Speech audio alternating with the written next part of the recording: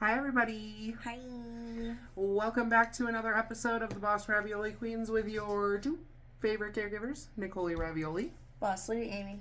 Today's episode is called A Helping Hand. For very good reason. We'll get into that in a minute. Amy, would you like to do the shameless plug? Sure, but first, ignore the wig wall. Meh. Dink. Oh, still not satisfying. No, it's not the same.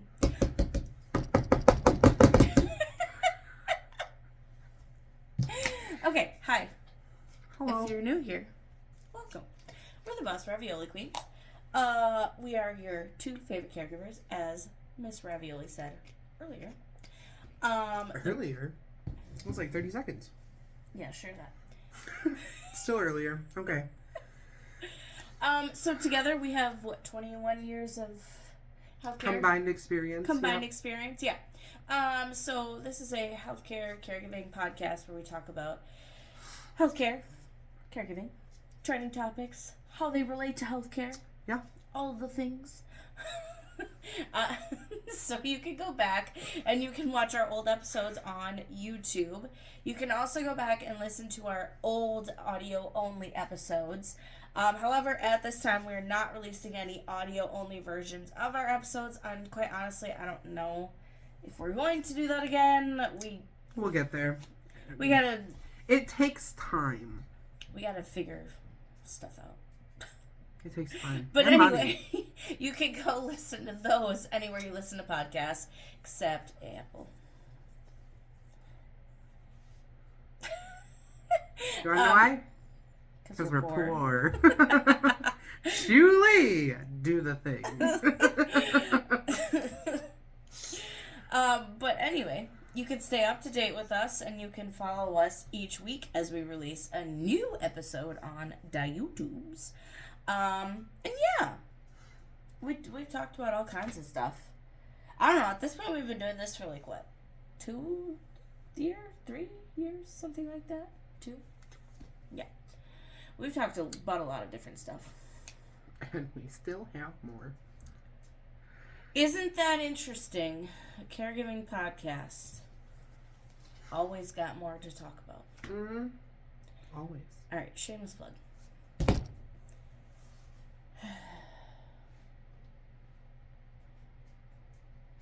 Anyways, come on this journey with us. That's what we're trying to say. Okay. So. Helping hand.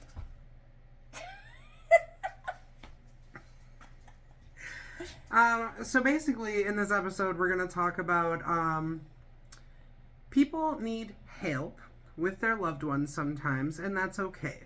It is also okay Help? to put them in a facility or a home. Help? And you shouldn't feel shameful because of that, because literally everybody needs help. It's just whether you can afford in-home care or not. Jesus. Yeah. So, I wanted to give just a tiny bit of background about where I got the idea for this episode. Obviously without saying too much. So, a lot of the people that I take care of, being in a facility where it's only during the day and it's not 24-hour care, obviously, when people go home, they have a place to go home to at night. That is not a residential facility. Most of them live at home with their families. And, all of the people that we serve are really, really wonderful, and they do an excellent job of taking care of these members. Mm-hmm. But it gets hard, and it's really obvious that sometimes it takes a toll on them, and that's why they come see me during the day, and that's why they come hang out, so that these people get a break. Because sometimes, places like what I do, or that is really the only break that they get. And so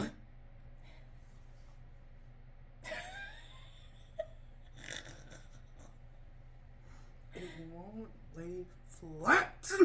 Okay, so Miss Ravioli's really worried about her, what did you call it earlier? Fluffy grandma hair? Yeah! It looks like fluffy grandma hair. Oh my goodness. Without, like, the perm. But, okay, hold on. The way that, like, when the light hits it just right, and it becomes translucent. Not yours, but fluffy grandma hair. Oh, yeah. When you can see the whole scalp. I'm so sorry. I have derailed us. But it's still there. Anyway.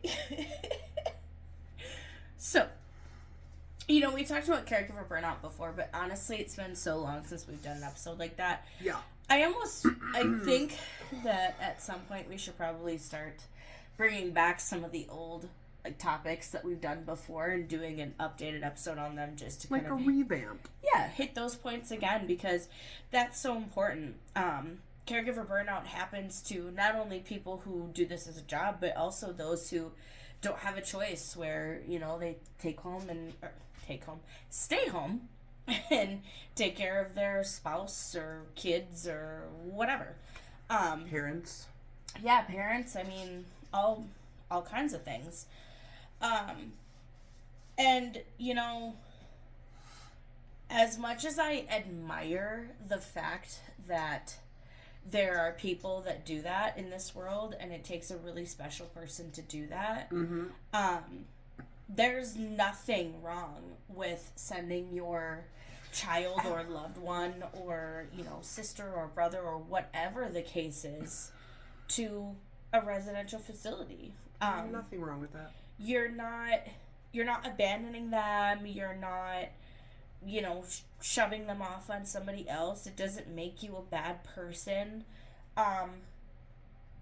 It's just, like, why would you want to put yourself in a situation where you're so constantly burnt out that you're not going to be able to give them 110% all of the time, and they deserve that. Well, not only that, sorry. Oh, you're fine. But if you're someone who, like, works full-time as well, it can be very stressful and very, very hard because you're literally working around the clock. Mm-hmm. You're just doing a different kind of work when you're taking care of your loved one. Absolutely. Can speak from experience on that. Yeah. Same. Yeah. Yeah. Totally lost my train of thought now. I'm so sorry. It's okay. It's okay. You go. It'll come back. Okay. So, as Boss Lady Amy said, like, the day service programs are a huge help, especially to those people who do work full-time, because that gives them somewhere to take their loved one to, whatever the case may be. There are also like adult daycares for like geriatric people. Mm-hmm. So that's also another option. And we actually had one in my hometown that was like, it was a daycare and then it was also an adult day center. So they would have the kids like come and hang out with the elderly folk. I mean, that's kind of sweet. Yeah, because I mean, most of the older generation really, really love kids. It's pretty rare when you find a little grandma or grandpa that doesn't love kids. Uh-huh. So Oh, they I have them remembered my interact. train of thought. Take it away. So, what I was going to say is when you have somebody that is cognitively disabled or, you know, not aware of their disabilities or whatever, they can't tell when you're burnt out. They can't tell when you're getting frustrated because, like, you need to remove yourself from the situation. All they see is that you're getting mad and they don't know why. Mm-hmm. And whereas, like, in a residential place or, like, a residential setting, if that happens with the staff, then obviously that's abuse and that staff member needs to leave. So, like, of course, that's really not going to happen. And, No. I mean, we'll get into that in a little bit because obviously there are times where it does. But, again, that's not something that is like because you made this choice. No. Like, this is just, sometimes it happens. It's the nature of the game. I feel like it's pretty necessary to say that we all know that there are those caregivers out there who absolutely should not be caregivers. Whether that's due to, like, they're in their villain arc for whatever reason, like being jaded by CEOs, for instance, being overworked and burnt out. If you're not going to stand up for yourself and say that you're burnt out and you need a break or you need like an easier house for a little while, don't know what to tell you. You just, you can't keep working yourself and working yourself and working yourself, because ultimately that ends up really bad for you and the consumers. Mm-hmm. You can go back to what you're saying before now. Adult Day Center. Adult Day Center. So there are places like that, and then obviously you have your skilled nursing facilities, which are nursing homes, your adult family homes, which are 4 residents, no more than 4 residents, and CBRFs, community-based residential facilities, and those are usually 8 beds, but there can be like 6, 5, anything over 4. So 5 and up. As far as residents go, like the number of residents you have, anything above 4 is a CBRF. Yep. So with that being said, assisted living facilities, like where they have caregivers instead of CNAs, I shouldn't say where they have caregivers instead of CNAs. It's just that caregivers can work in those, and we can't work in skilled nursing facilities. Yeah. Not without the certification. Mm-hmm. But then the interesting part, not to derail us again. We do more than CNAs do. Yeah. A lot more. I was just about to say that. And we get paid less. It's weird. Yeah, because you are, like, legally not allowed to do as much as a CNA, but yet we, as caregivers, without that licensing, are allowed to do more as long as we are working in assisted living instead of a nursing home. Correct. Which is really weird. So, like, the med carts that they have at, the nursing homes, we have the same ones at the assisted living facilities, and the caregivers are the ones passing them, not the nurses. Correct. As a CNA, you can pass meds, but you have to take a literal med tech course at a college or a technical school, whatever you want to call it. In order to pass meds as a caregiver, we have a 2-part class that's 8 hours each day. There's a test, and then voila, you can pass meds. Yep. So actually, I'm pretty sure that now it's only 4 hours each day. I'm pretty sure it's still split into 2. But I was having this conversation recently. I'm going to be mad. I'm going to be so mad. Because when I took it way back when it was still a 2-part class and you had one 8-hour day and then another 8-hour day. Same. And I was talking to some of my coworkers about it, and I was like asking, like, hey, how is it now? Because obviously in the state that we're in, once you take the med class, you don't need to take it again for the rest of your life. No. The certification or registry or whatever. It's continuing ed. Yeah. Is good for forever. Yep. And so I was like asking, I was like, so how does that work? Like, is it still the 8-hour class? And oh my goodness. we were talking about it, and we are like, no, I don't think so. But see, we were all kind of fuzzy on it because all of us had taken the med class when it was still those 2 8-hour days. Yeah. But I've heard from like newer people that have just gotten into the field that it is not the same anymore. That makes me very upset. I actually took that class 2 times because when I worked at the first behavioral job that I ever had, they made me take the course, but they never put me on the state registry. Oh. They never put me on. So all this time, like, I worked there for 4 freaking years. Oh. So out of all that time, I never knew until I got my next caregiving job that I didn't have the class. But then guess what? I took the med admin course through them, and they still didn't put me on the registry. So then when I got to the job that we both work at, I finally, I took it 3 times? I took it 3 times. Every time it was 8 hours for 2 days. 8 hours a day for 2 days. Yikes. I'm mad. I'm That's mad about crazy. that. 3 times. That is so crazy. 3 times. 3 times. That just reminds me of the whole time, the whole time, the whole time.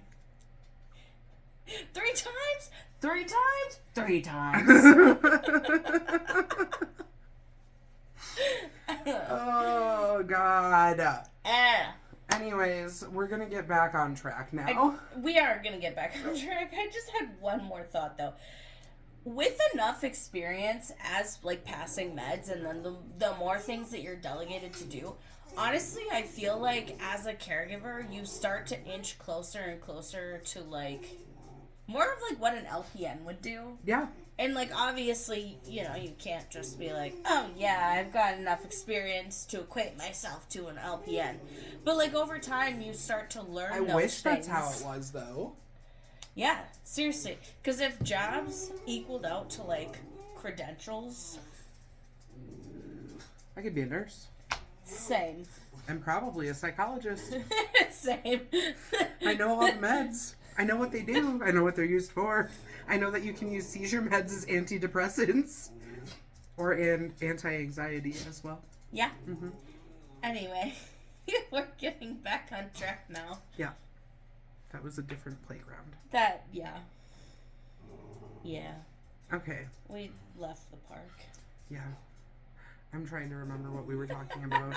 All I remember is kids in adult day centers, and then, that's what derailed us. The AFHs and CBRFs and skilled nursing. Okay. Yes. Okay, we're back on track. Zoop.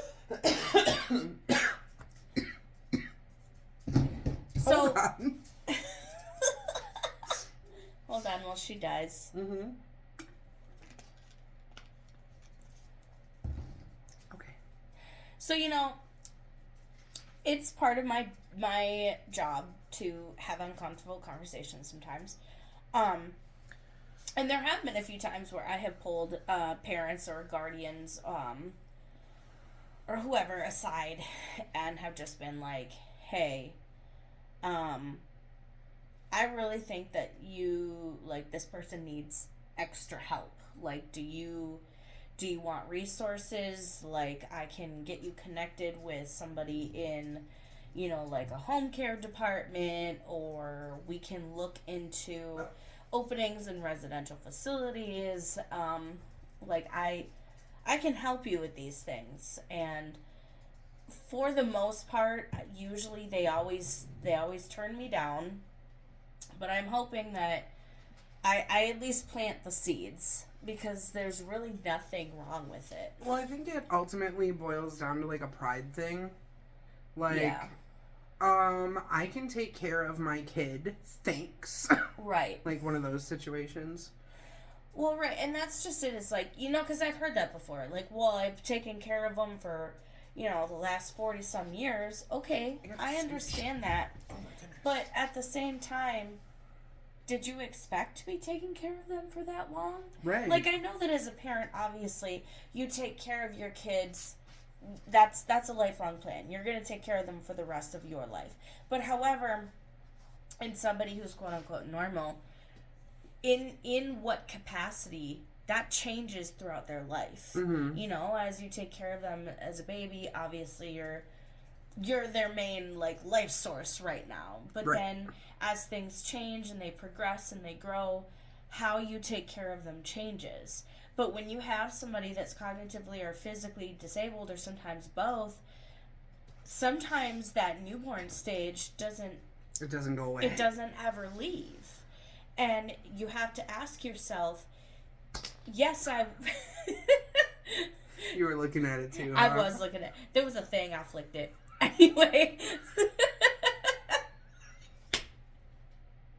I, only us, we can have such serious conversations while laughing.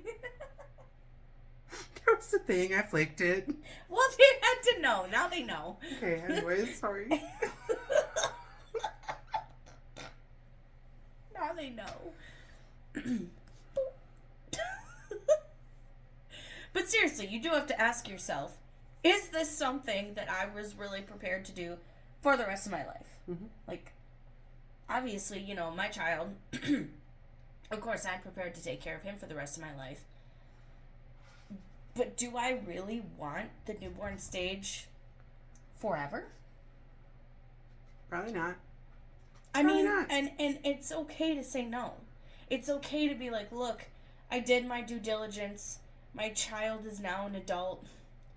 It's okay to put them in the loving hands of somebody else. That doesn't mean that you're giving up visiting or phone calls or whatever. You could even take them overnight still. Yeah. Like, it's a whole thing. Yeah.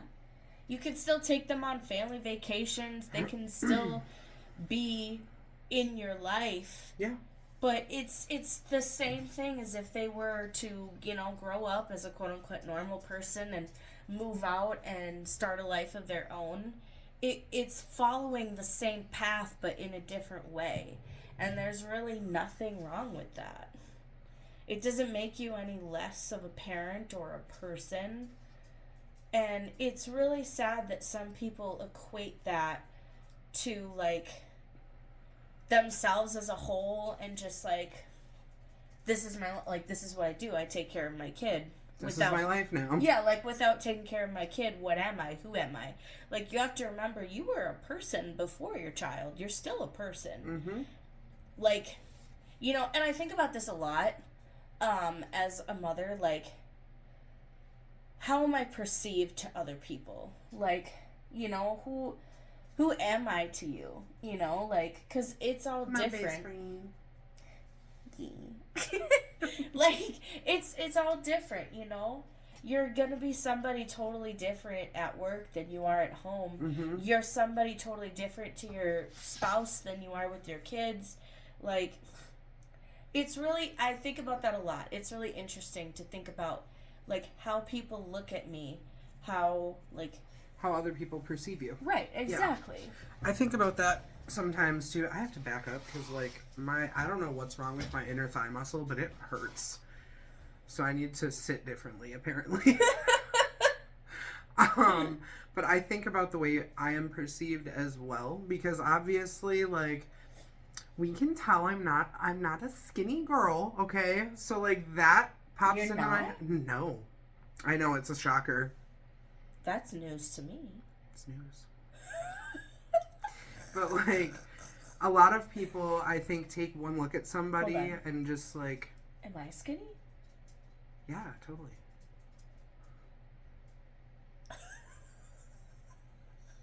Okay, continue. So a lot of people take one look at a person and they're like, they judge, you know? And so going from someone who doesn't know you, like, their perspective, but then really thinking about, like, how you would perceive me, or, like, how my coworkers perceive me, how my boss perceives me, like, it's, it interests me, but I'm not obsessive about it. Because I'm more of, like, if you like me, cool. If not, fuck off. I mean, I'm not worried about people liking me. It's just interesting to think, like, what do I give off? Who, you know?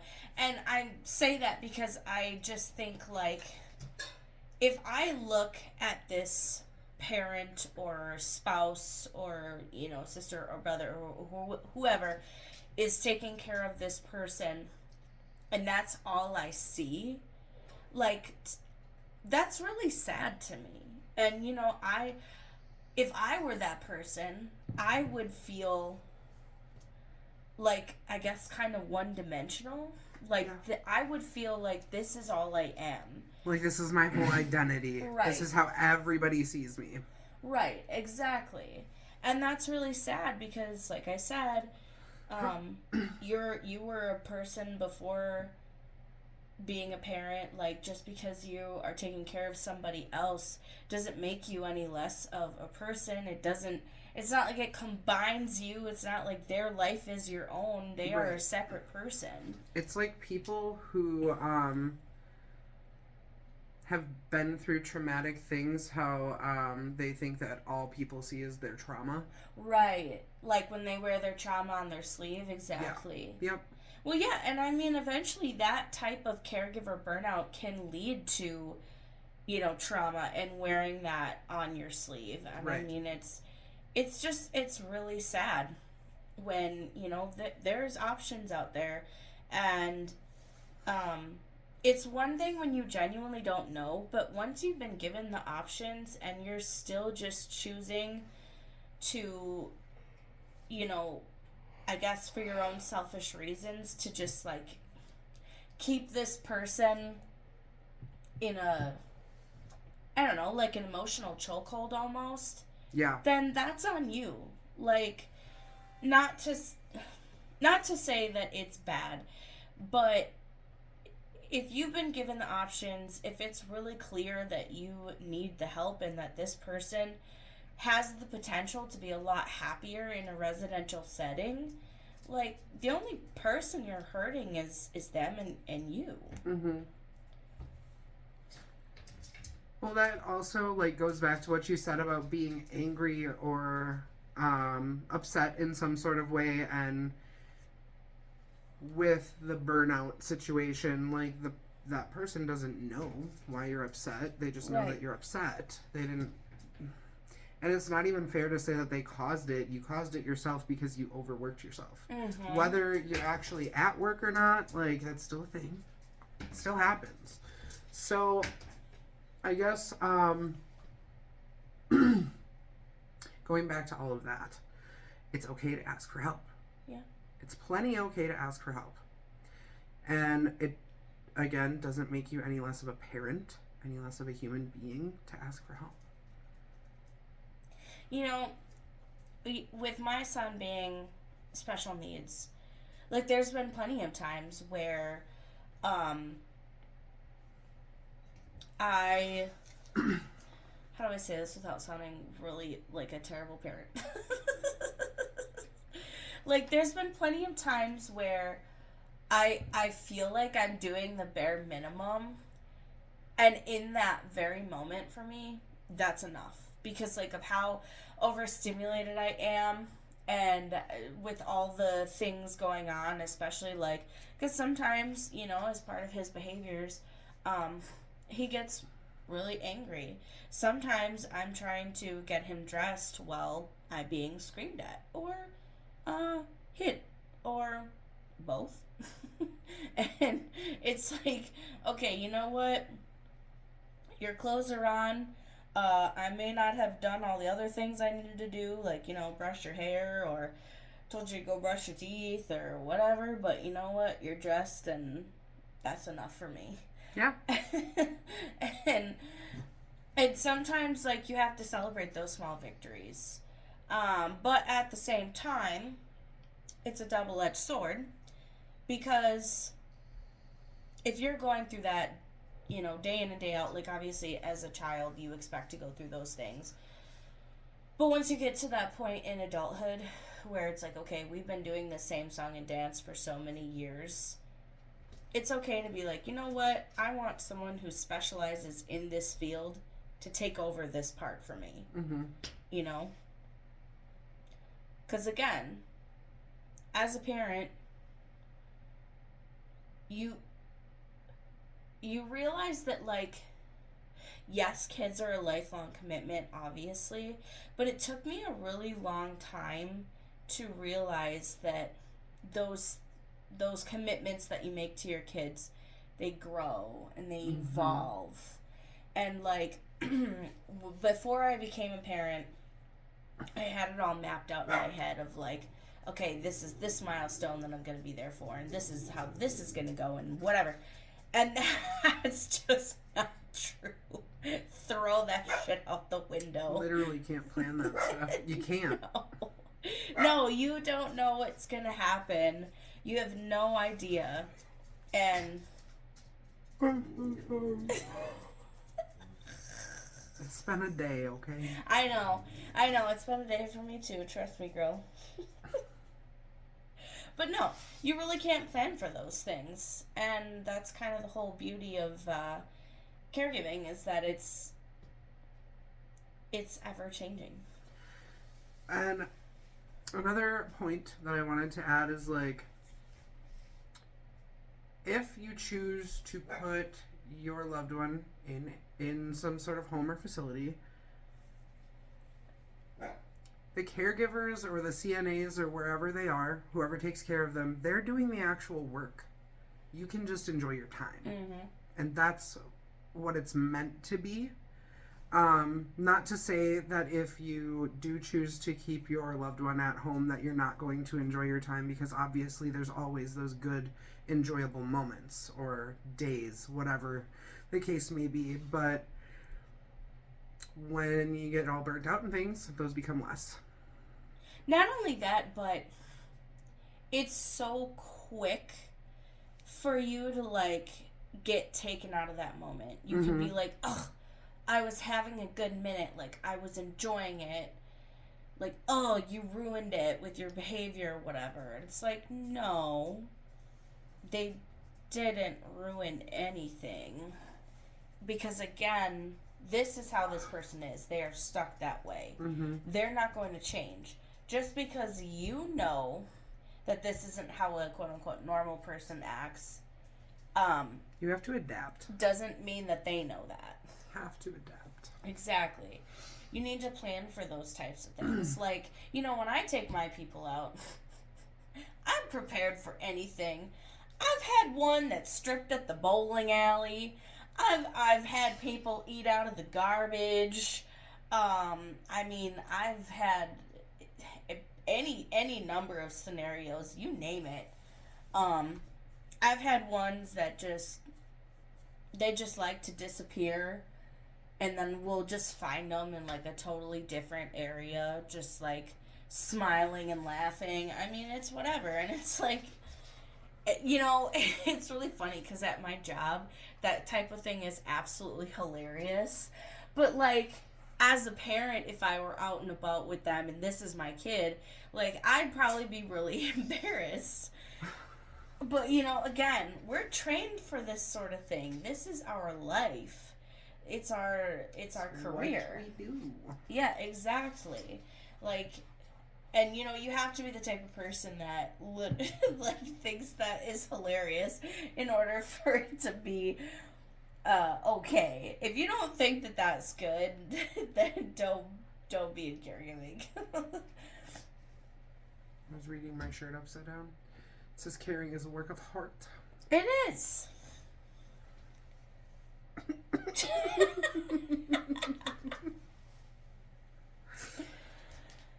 Can you tell? I got this for my caregiver job.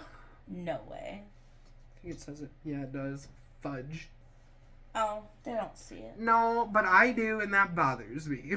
Because that place can F off. Just saying. It is a cute shirt, though. It is a cute shirt. Thought you were gonna say you got it from working at McDonald's. Oh, yeah, totally. Had it since I was 15, bro. Yeah, those good old days. Those good old days. Except I never worked at McDonald's. I know. I worked at, I don't know if I should say it because I don't know how popular of a chain it is outside of the Midwest. Just call it Rockies. Yeah, Rockies. I worked at a Rockies. I worked there for 1.5 years. And then I got into hoof care. Hoof care. Didn't know that was how we're saying it now. Crazy kids. Hoof care? Sounds like you're saying hoof care. It's like hooves on a horse. Okay, I think our tired. brains are done. We're tired. Closing thoughts. Ask for help. You stole mine. It is okay to ask for help if you need and when you need. And I really want to drive that home because nobody wants a burnt out anybody. Ever. Okay. Am I doing the thing? Yeah. Julie. Do the thing. You can find us on Facebook and TikTok at Boss Ravioli Queens. You can also email us, bossravioliqueens@gmail.com. Don't forget to like, subscribe, and hit the notification bell so you can get notified every single time we post a new episode. I think that's it. I think so. Until next time. Bye. Bye. Fuck.